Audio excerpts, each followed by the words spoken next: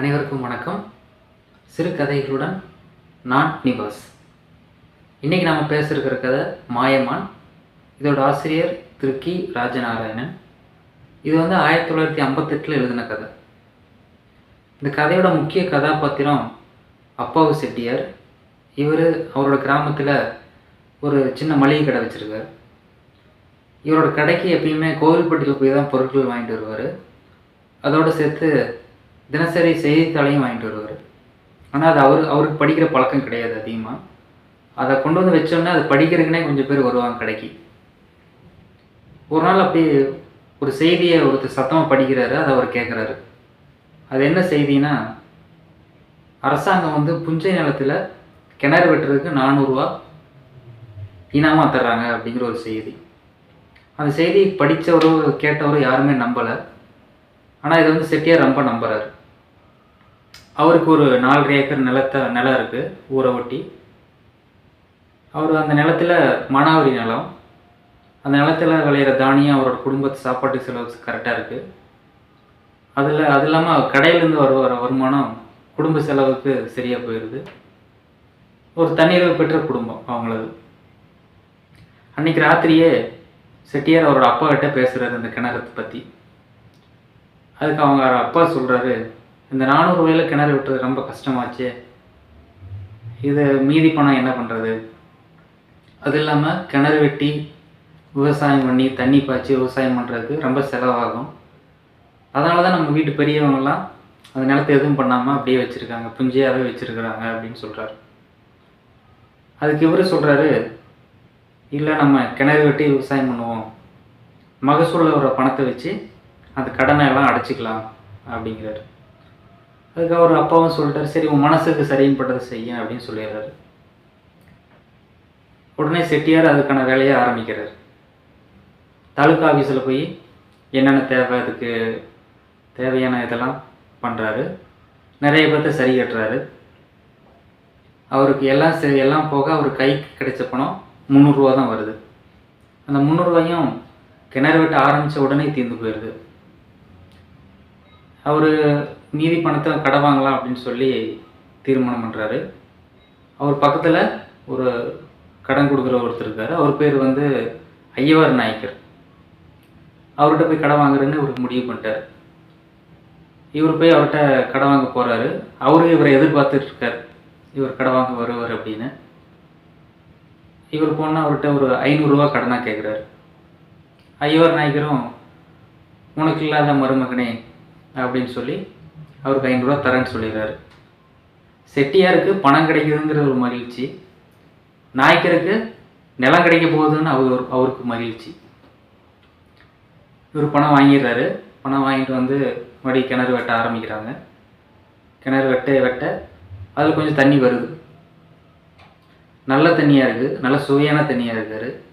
இவரும் ஒரு குடத்தில் தண்ணி எடுத்துகிட்டு போய் வீட்டில் எல்லாத்துக்கும் கொடுக்குறாரு. தண்ணி எல்லாருக்கும் நல்லா இருக்குங்கிறாங்க.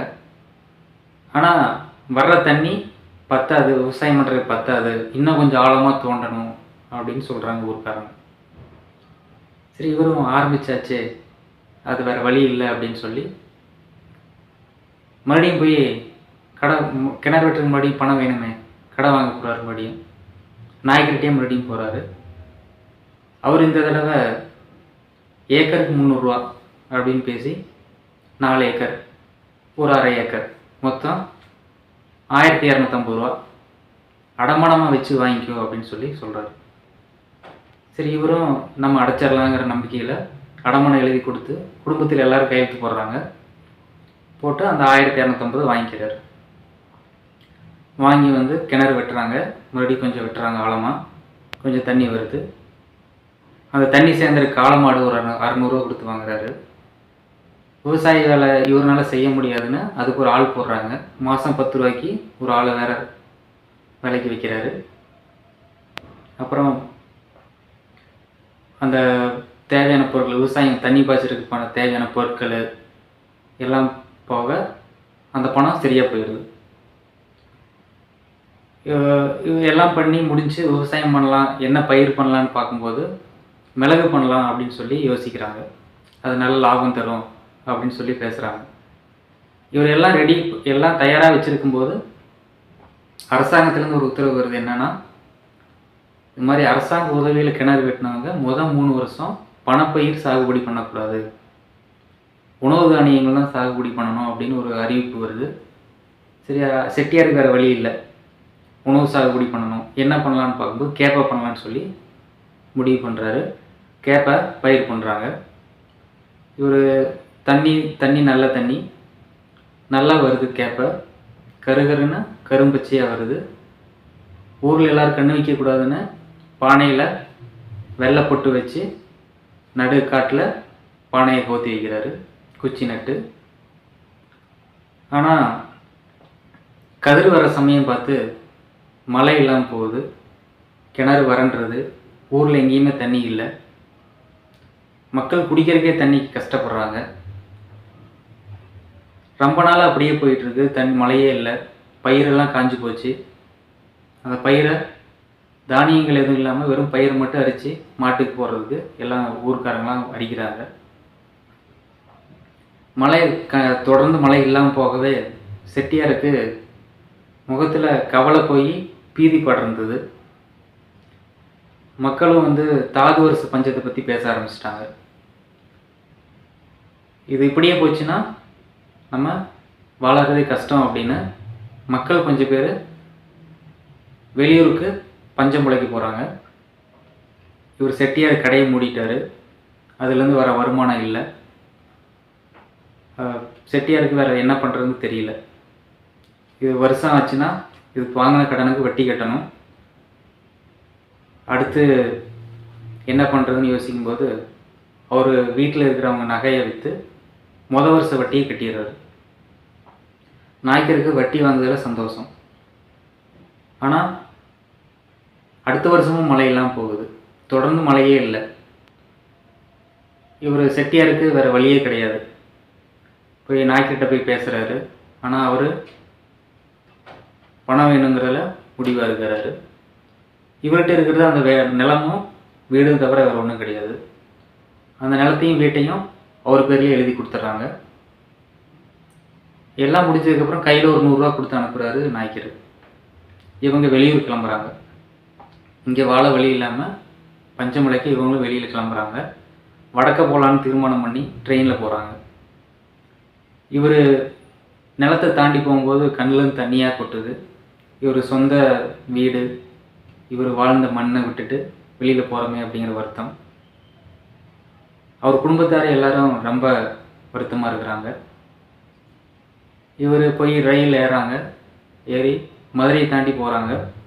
மதுரையில் ரயில்வே ஸ்டேஷனில் இவருக்கு குழந்தைகளுக்கு ஏதாவது தின்பண்டம் வாங்கணும்னு சொல்லி இறங்குறாரு. தின்பண்டம் வாங்கிட்டு இவர் பழக்க தோஷத்தில் அன்றைய தினசரி செய்தித்தாளையும் வாங்குறாரு.